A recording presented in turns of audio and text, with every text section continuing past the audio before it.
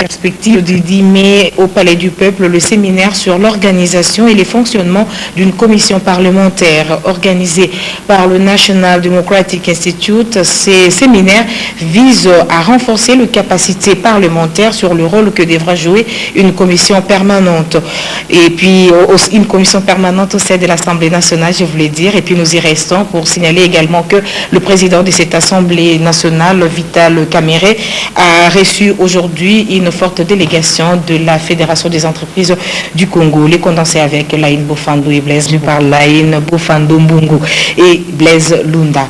Aussitôt après l'audience lui accordée par le président de l'Assemblée nationale, Albert Youma, président national de la Fédération des entreprises du Congo, a animé une conférence de presse dans la salle de réunion du patronat congolais. Cette rencontre avec les médias a tourné autour de l'apport du secteur privé congolais dans la réalisation des 5 chantiers du chef de l'État.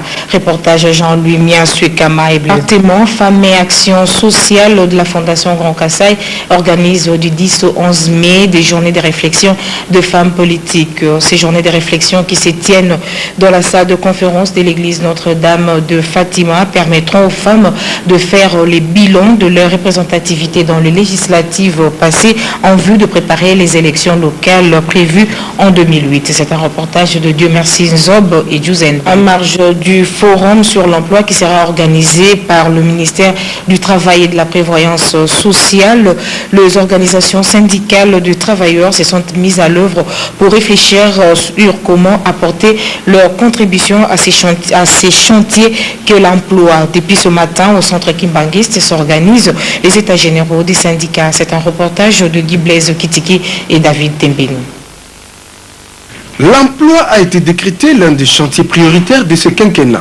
Pour apporter leur pierre à cet édifice, les organisations professionnelles des travailleurs préparatoire de la création du Conseil supérieur de l'audiovisuel et de la communication a été reçu hier par le ministre de l'Information, Presse et Communication nationale pour tabler sur le préparatif du remplacement de la haute autorité de médias. Toussaint Chilombo Sand a reçu de cette commission l'avant-projet de loi définissant les modalités de l'exercice de la liberté de la presse en République démocratique du Congo ainsi que la création du Conseil supérieur de l'audiovisuel du Congo. Antoine Roger Bolamba, Prince Kandala et Guimaoui, ici pour le reportage. Laurent Simon Ikenge Lissambola. Reportage Bellamy Ompota et Blaise anarchique.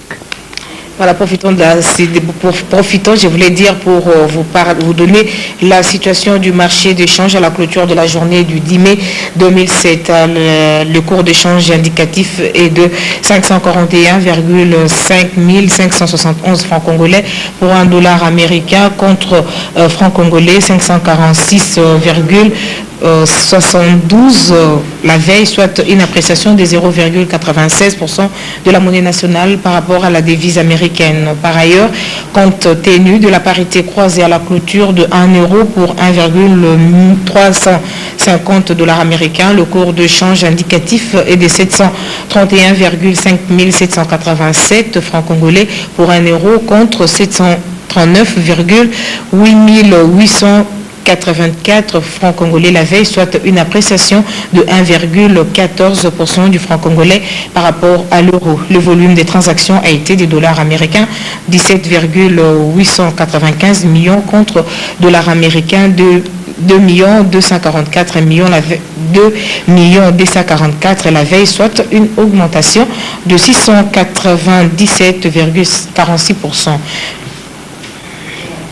Le pape Benoît XVI effectue une visite de 4 jours sur le continent américain. La première visite pastorale de son pontificat vise, selon l'agence France-Presse, à insuffler un nouvel élan à une église catholique concurrencée par la montée des évangélistes. Ce jeudi, Benoît XVI rencontrera des jeunes au stade Pacaembu de Sao Paulo et célébrera vendredi une messe pour la canonisation du frère Galvao, premier saint né au Brésil.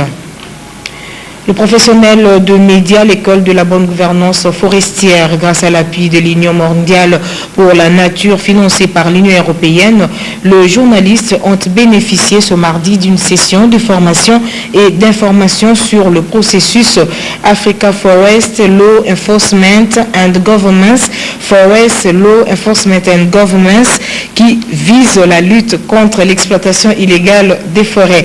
Cadre choisi à de réunion du Centre d'édition et de diffusion. Reportage Augustine Kassamboulé. Différents thèmes ont été abordés au cours de cette matinée FLEG. Il s'agit entre autres de la facilitation française au processus FLEG, de la question relative au FORCOMS et de l'agenda FLEG de l'Union mondiale pour la nature. Joël Kioulou, coordonnateur national du projet Renforcement des voix pour les choix meilleurs, a donné les raisons qui ont milité pour l'organisation de cette formation. Bien informer les journalistes pour qu'ils informent mieux à leur tour les acteurs gouvernementaux et non gouvernementaux sur les enjeux de l'initiative FLEG et AFLEG en vue de la gestion durable de nos forêts. Créer un point d'ancrage où va se développer une prise de conscience nationale en faveur des impératifs liés à la transparence, à l'exploitation ainsi que le commerce légal du bois et aussi au partage équitable de revenus en vue de réduire la pauvreté au niveau des communautés locales. Et la réunion s'est poursuivie hier au quartier Mamayemo dans la commune de Ngaliema. Sous la supervision de l'INADES Formation Congo, les organisations de base des localités Kodi, Mavambu, NC ont choisi démocratiquement ceux qui devront le conduire au niveau de leurs entités dans le processus de décentralisation qui vise la participation de la population, la base à son propre développement. Pour les Dangaziami, Bedi Moukania pour l'ONU Afrique pour la défense des droits des enfants et élèves, l'ISADEL a présenté hier le rapport de ses activités réalisées avec l'appui de certains partenaires, notamment l'ambassade américaine en République démocratique du Congo. C'était au cercle culturel américain dans la commune de la Gombe.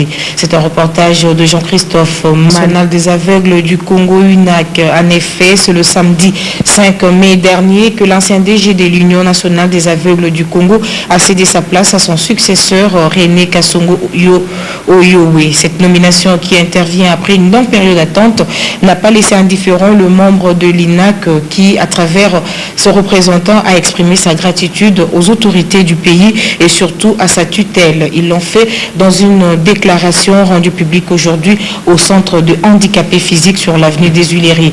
Les propos ont été recueillis par Bellamy Ompota et Djouzen Belebele.